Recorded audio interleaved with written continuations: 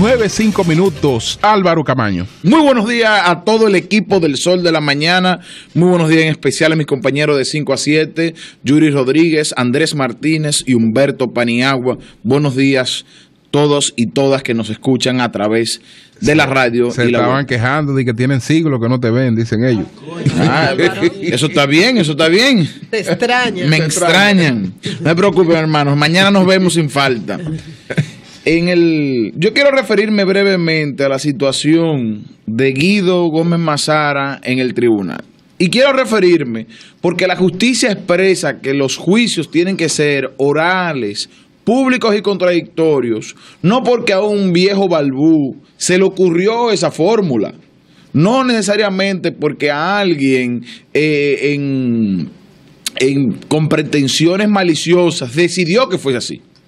Se decide que los juicios son orales, públicos y contradictorios para que el control social de la población le haga presión al juez.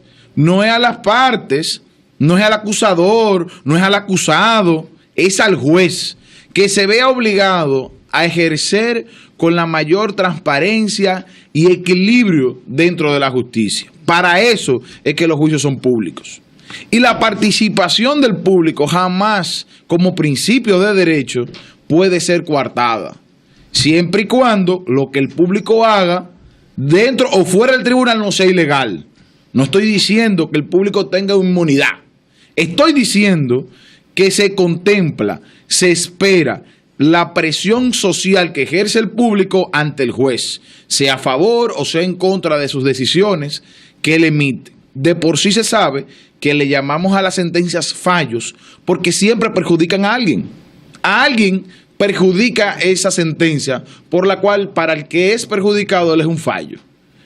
Sin embargo, el remeter en contra del público porque le diga frases o acusaciones que no son del todo de carácter penal a los jueces es una extralimitación de las funciones del juez y que se permite para otras situaciones. ¿Y tú no crees que se extralimitaron también? Bueno, de esas personas que estuvieron ahí con el desorden que armaron. Sí, pero eso es parte de la dinámica. Cuando, para ponerte un ejemplo, en otro caso, cuando nosotros tuvimos el fallido amparo del 4%, las organizaciones que proclamaban el 4% fueron de manera masiva, como establece la ley. Y en un momento dieron el fallo totalmente adverso a la voluntad legislativa, totalmente adverso al razonamiento jurídico, totalmente adverso a cualquier razón. Los presentes pronunciaron cosas, dijeron cosas, se insultó. Claro que sí, eso es normal. Es normal que la familia, en casos penal de aquel sentenciado, le vocifere al juez: te vendiste, no engañaste, que esto, que tú estás ciego. Eso es normal. Normal hasta lo que ocurrió en Santiago. Tú supiste un joven menor de edad, ¿verdad? No, tiró una funda. No, eso es otra cosa. No, eso es otra cosa. Cuando le pusieron medida de coerción por haberse robado una motocicleta. No, eso es otra cosa. Y ahí se pasaron. No, porque hay una agresión. Ya ahí es otra cosa. Yo lo que me refiero es a la presión social que ejerce el público en las audiencias. Es para eso es que son públicas. Para que el público le diga al juez, no a los acusados, al juez, si su decisión es correcta o incorrecta en función de la percepción que ellos sienten en función del proceso. Ya cuando tú cometes una agresión que le tiras, ya sea en este caso excremento o un zapato, lo que sea, ya es otra cosa. Es una agresión directa contra una autoridad de la justicia y sí debe ser castigado de manera severa. Ahora, La luz habla de delito de audiencia. No, pero es que dice que esto solamente se aplica a fiscales y abogados, no al público. El delito de audiencia es para aquellos que son parte del proceso. Sí. O sea que para el público no aplica. Para el público no aplica, porque el público es parte de un control social que de por sí, ahorita que hablábamos del streaming, los juicios deberían ser pasados por streaming. Ya en esta sociedad moderna, para que quede registrado y sea realmente público lo que sucede en las audiencias. Y el punto es que eso no es un delito de audiencia. El que yo piense y diga que un juez es corrupto, que es bandido, que es un delincuente, no es ningún delito. Porque de por sí, ni siquiera es una acusación, es mi pensar, es lo que yo pienso, es lo que yo creo, es parte de mi libertad de expresión. ¿Producto de qué? De la respuesta a lo que tú estás dando. Ahora, que no le guste, que comprendo que la intolerancia de esos jueces está muy sensible, porque a esos jueces es que le han puesto pancartas en los sitios sociales, le han hecho una persecución social, le han hecho un sinnúmero, puedo entenderlo. Pero el coger y meter bajo arresto, bajo una mala interpretación. De todas maneras, no fueron ellos los que dispusieron esa prisión. Ellos buscaron un tercero imparcial, otro juez, que ha sido el que ha considerado que se cometieron excesos y violaciones. Mira, para ponerte un caso, cuando Moscoso Segarra, frente al restaurante, fueron un grupo de alrededor de 7 jóvenes con pancarta a decir, a Moscoso no, a José Manuel Pérez. A Pérez Hernández. Hernández Peguero. Hernández Peguero. Que él era un corrupto, tarará. Él dio la orden, fue una orden directa, no fue ningún juez, y mandaron un coronel de la policía y se lo llevaron bajo arresto al destacamento del Mirador. Eso provocó una indignación mayor y la cantidad de personas que estaban ahí ya eran más de 50. Y si no es por una intervención forzada del ex general, se me fue el nombre, que él se responsabiliza de manera agresiva, porque no fue tampoco voluntaria, y se lleva a los muchachos, no se sabe de dónde hubiese parado esa situación, porque en realidad esos muchachos están ejerciendo un derecho constitucional ciudadano. Yo pienso que X funcionario es corrupto, eso es mi pensar y eso hay que respetarlo. En respecto en el tema de audiencia, eso es parte del derecho del público, por eso las sentencias se llaman fallos. Ahora, de ahí agresiones es otro tipo de cosas. Los jueces tienen que tener la capacidad de tolerancia, porque ahora ¿qué va a pasar? En realidad, ¿qué tú vas a hacer con ese único? Porque ya fueron liberados 14 de los 15 que fueron detenidos. ¿Y ahora qué? ¿Qué tú vas a hacer? Porque el ejercicio del poder de manera de facto, así de manera de la fuerza, tiene un límite. ¿Qué condena tú vas a conseguir real en contra de esa persona o qué? ¿Terminar en una acción igualita a la del Alfa? Que la medida fue peor que la decisión tomada. O sea, esto es un tema que hay que tener y entender la tolerancia. Ese control social contra el juez es la función del público y él tiene que tener la humildad y la tolerancia de aceptar esas opiniones. Eso no tiene consecuencias más allá de la opinión misma, porque ya el juez no puede cambiar su determinación. Ya él tomó su decisión, se falló mediante sentencia. Y si los jueces no tienen esa presión social, ¿para qué carajo se hace público? ¿Por qué pasó que publiquen la sentencia solamente? Ahora, Álvaro, todo debe tener un límite. Antes de que ellos van escalando y se pierde la solemnidad de una audiencia. Álvaro, escúchanos antes de que pase a otro tema, porque hay una situación muy caliente en La Vega. El Falpo está promoviendo una paralización en varias comunidades. Tenemos a Víctor Bretón, vocero del Falpo, para que nos explique cuál es la situación en La Vega, por qué la protesta del Falpo.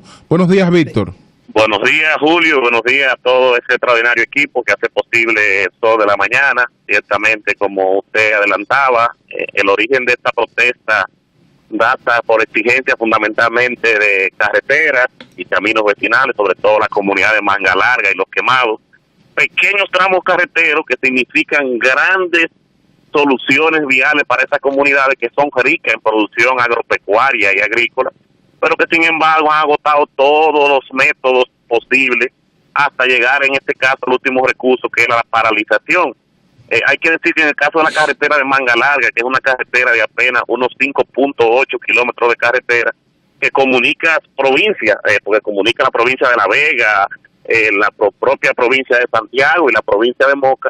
Esta carretera hace 3 años, tanto el senador actual como el síndico, junto a otras autoridades, fueron y dieron un primer Picasso hace 3 años específicamente, simbólicamente entregaron un cheque y nunca se le hizo nada a la carretera, y desde ese entonces hasta la fecha la comunidad se ha mantenido en pie de lucha, promoviendo distintas actividades muy particulares. Celebraron un cumpleaños, visitamos en Vía Cruz y la gobernación, hemos ido a otras instancias, hemos hecho todo lo humanamente posible para no llegar al último recurso, en este caso la paralización.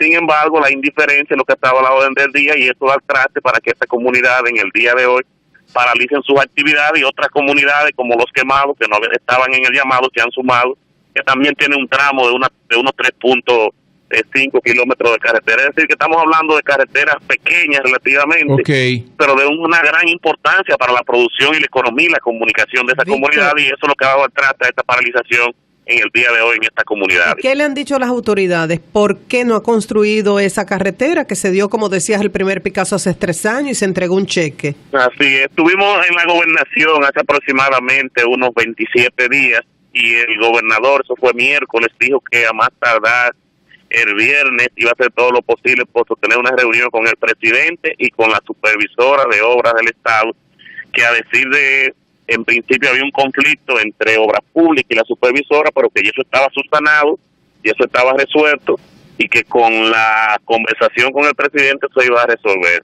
En la semana pasada, hace unos 10 días, se hizo una asamblea, se convocó a las autoridades, aunque no fueron a la asamblea en la comunidad, la información fue que hasta el momento no había ningún contacto con el presidente y que estaban haciendo diligencia para eso, pero 3 años después es cuestionable que no haya una respuesta concreta. Y la comunidad dice la comunidad que ese dinero se lo robaron. El gobernador eso lo gritó y se puso bastante incómodo la situación, pero la comunidad que no domina algunos elementos técnicos de los procedimientos para entregar dinero para obras, yo creo que tiene toda la razón de suponer que si van y entregan un cheque simbólico, que hacen todo un acto protocolar, donde van las autoridades del gobierno y no hacen nada, la gente tiene todo el derecho de suponer e imaginar que ese dinero se lo robaron. Víctor, ¿las paralizaciones son en esas comunidades que ha citado o abarcan parcialmente parte de La Vega? ¿Cómo es? Abarca parcialmente parte de La Vega, porque, por ejemplo, la comunidad de Cutupú, que es prácticamente la entrada donde está en esa carretera, está paralizada en un 85% todas sus actividades. Parte de la autopista, lo que es la carretera que comunica Santo Domingo con Santiago, la autopista Duarte, hay parte también de toda la actividad de esa comunidad, de esa calle también paralizada. O sea que hay una parte importante de esa comunidad que están en huelga en el día de hoy, que ojalá, antes hay un llamado por 48 horas, ojalá que con esta actividad, antes de cumplirse las 24 horas, pues pueda haber un acercamiento serio de las autoridades, fundamentalmente de Santo Domingo, porque la gente dice aquí que no gana nada con reunirse con las autoridades de La Vega, porque lo han puesto de mojigán y se han burlado de ellos. O sea y hasta ahora ojalá que el llamado llegue y que pueda haber una comisión con algún nivel de responsabilidad y de información concreta con relación a la situación de estas carreteras, que repito, son carreteras pequeñas, pero de un significado extraordinario para la pecuaria y para la agricultura de toda esta región. Y hasta ahora ha sido pacífico el paro.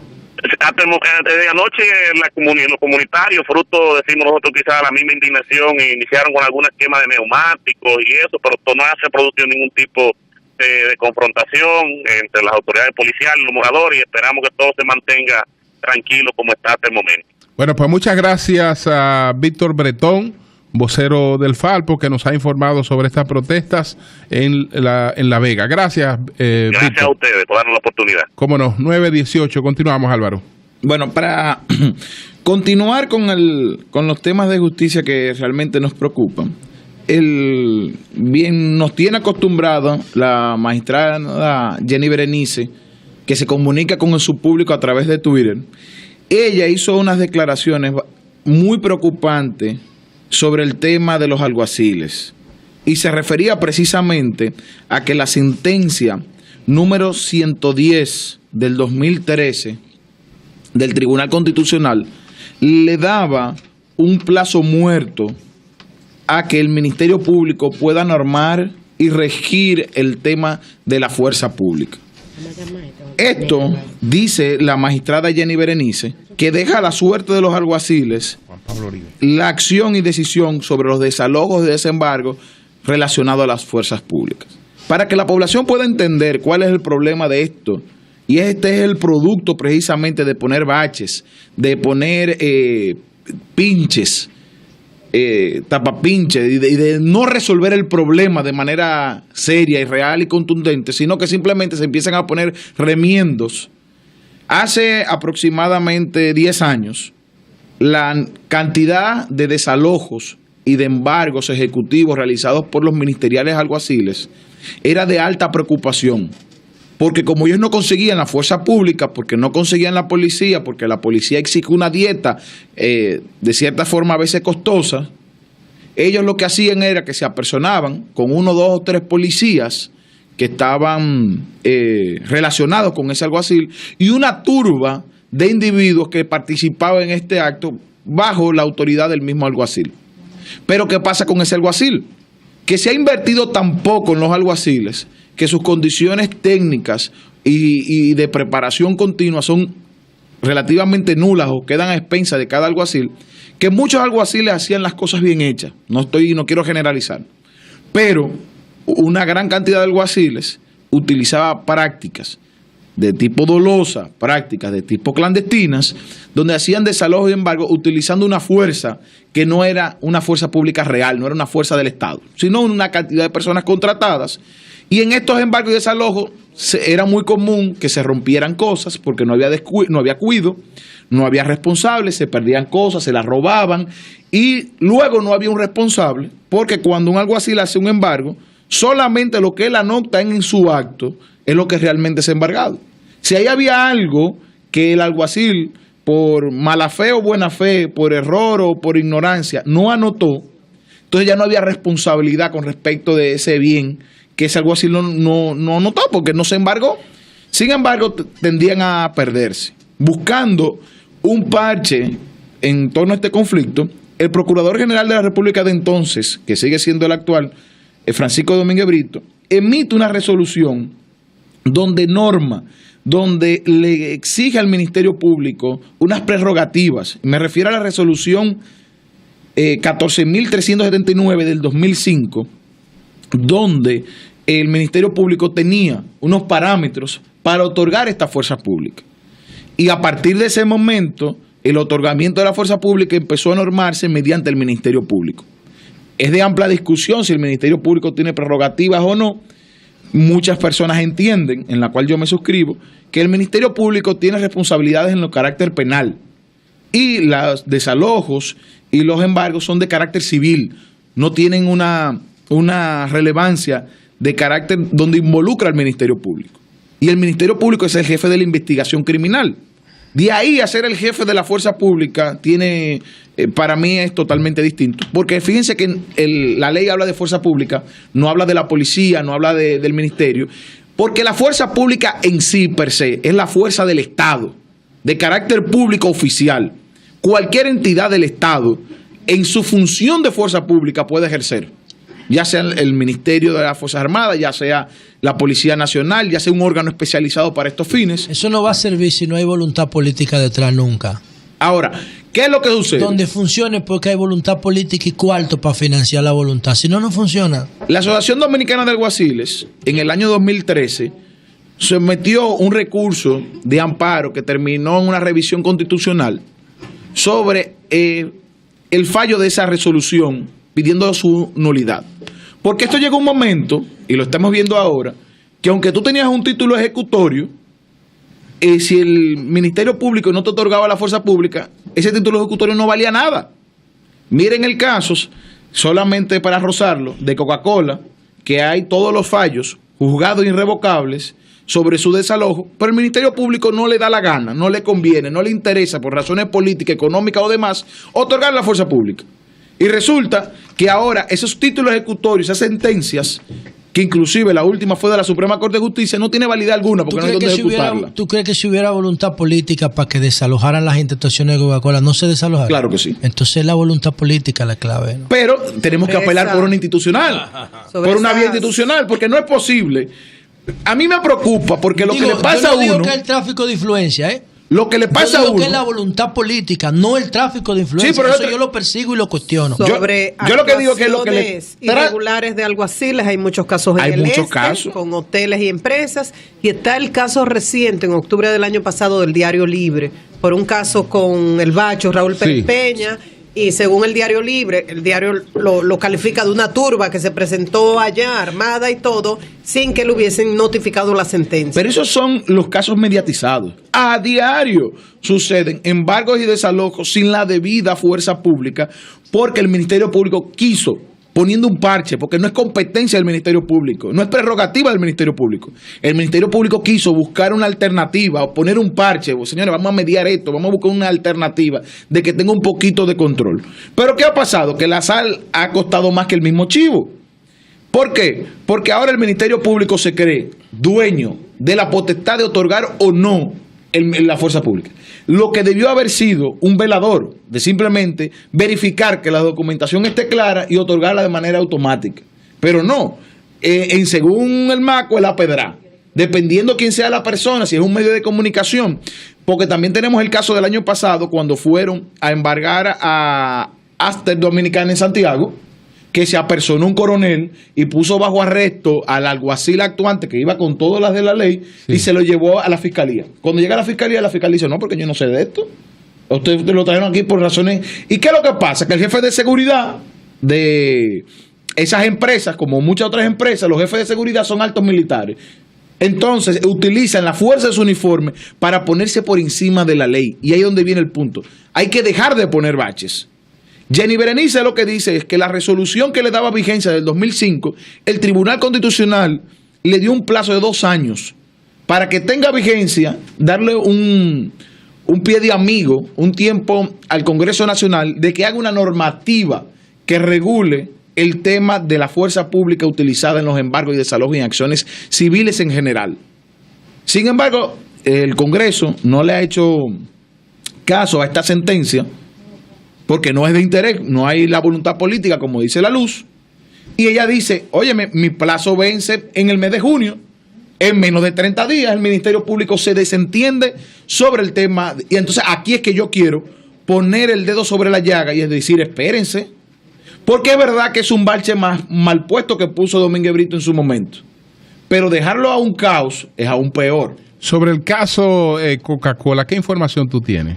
No, mira, sobre el caso de Coca-Cola, las informaciones que yo tengo es que la voluntad política y la fuerza de influencia no permiten la ejecución de una sentencia que ya es irrevocablemente juzgada. Hay un conflicto muy serio. Pero ¿cuál es el origen? Una versión totalmente distinta, que son terrenos en Liti, que lo compraron en Liti. Sí, porque nos llamó no es hace unos días Manuel Sierra, que parece que es abogado de una de las partes, que quería hablarnos de este tema. Pero entonces el conflicto es por los terrenos. No, pero fíjate, lo que pasa, Julio, perdóname, pero no quiero meterme en quiero personalizarlo. Ok, perfecto. Porque fíjate, sobre Coca-Cola lo que sí me gustaría poner un poquito de presión es que ahora ella quiere remeter contra el alguacil. Y cualquier alguacil que tú le das un título ejecutorio, una sentencia, y él verifica que que no fue apelada o que ya cumplió los plazos para su ejecución y que se notificó, pues le ejecuta. Entonces ahora queremos poner la presión de toda la maquinaria. Ahí hay un vicio. O sea, la ejecución de una sentencia tiene que estar revestida por una autoridad del Estado, no por una autoridad competente. ¿Ese es el alguacil? Sí, pero esa figura del alguacil es muy débil. O sea, con tantos intereses envueltos, ahí debía haber mucho más previsión para que eso no se utilice de una manera. Por ejemplo, los tipos que atracaron la cárcel de Najayo, cuando lo interrogaron, dijeron, no, pues nosotros nos dedicamos a eso, nosotros nos dedicamos a hacer desalojo. Eso pasa aquí. Hay grupos parajudiciales que medran en el entorno del Palacio de Justicia esperando que alguien le ofrezca cuarto para ir a romper cualquier vivienda. Porque judicialmente hay un fallo de que si tú tienes un solar te sale más barato contratar una turba de delincuentes. Entonces, que desbaraten todo lo que hay ahí. Oye, María Elena, ahí. Que coger. De delincuentes, no es verdad. Justicia. Pero la luz, yo dije que el Diario Libre hizo es que no es cuestión de Diario Libre, es cuestión de que si nosotros somos un Estado, si nosotros somos un Estado, vamos a actuar como un Estado, a resolver un tema. Cuando los problemas se vuelven crisis, se abordan, pero si no es una crisis que sale por los medios de comunicación, eso pasa miles de veces. Exacto. No, pasa todos los días. Que diga que este país es un disparate con Bueno, dime qué es eso. Óyeme, pasa todos los días. Califícame tú eso y ponlo en una categoría. Ahora, antes de que llegue el caos. Aquí en Cuba eso no pasa. Antes de que llegue el caos, de que los alguaciles actúen sin la debida fuerza pública, de que puedan revertirse de esa autoridad que evidentemente les falta, porque la luz dice una realidad. Aquí la justicia, no al alguacil, a la justicia le falta muchísima autoridad. Porque aquí la autoridad del Poder Judicial no está en manos del mismo poder, sino está en manos de quien es beneficiada la sentencia. Aquí hay sentencias que son imposibles hacerla cumplir porque no hay. Bueno, aquí hubo un amparo que ordenó la detención de las plantas de carbón. ¿Y qué dijo Bichara? Eso no lo detiene nadie. Y ya. Y la justicia no pudo hacer nada. Y no me refiero a si eso tuviera razón o no. Lo que yo me refiero es que un director general de la CDE, un vicepresidente ejecutivo... Eso no es vinculante lo que él diga. Bueno, eso no es vinculante. ¿No si un amparo de un tribunal competente detiene las obras, se detiene. Del Tribunal Superior Administrativo. Y no se detuvo. Bueno, eso tendríamos que verificar. Pero lo que es aunque importante, ese Tribunal Superior Administrativo se metió también en mucha diabluras. No, pero a lo que yo me refiero es en materia de institucionalidad. Sí. De igual forma, se pudo apoderar de manera oportuna un tribunal que revocara esa sentencia. Ahora, tú no puedes enfrentar a la Suprema, enfrentar al Poder Judicial y aplastarlo por tu fuerza ejecutiva. Ahí es que me refiero. Y pongo ese caso como un ícono, pero aquí pasa constantemente. Aquí cualquier coronel te detiene un embargo, un desalojo. Y si son varios, aquí no hay forma de desalojo de una iglesia. Haya pagado, no haya pagado, haga lo que haga, porque la presión social de los feligreses no te deja. Entonces, ¿cómo es posible que vivir en un Estado de Derecho donde el derecho está su júdice a la voluntad de los poderosos o de los que tienen un poder fáctico? Entonces, ahí es donde, para concluir, hay que poner la atención. La Suprema Corte de Justicia, a través del poder que tiene, el Consejo del Poder Judicial, tiene los mecanismos de reglamentar de manera oportuna en estos 30 días. Tienen los mecanismos y tienen la fuerza de ley de poner un muro de contención hasta se haga una legislación nueva. Pero dejar eso a manga por hombro puede ser delicado y peligroso para el equilibrio del Estado de Derecho y el ejercicio de la justicia. Son las 9:32, cambio y fuera.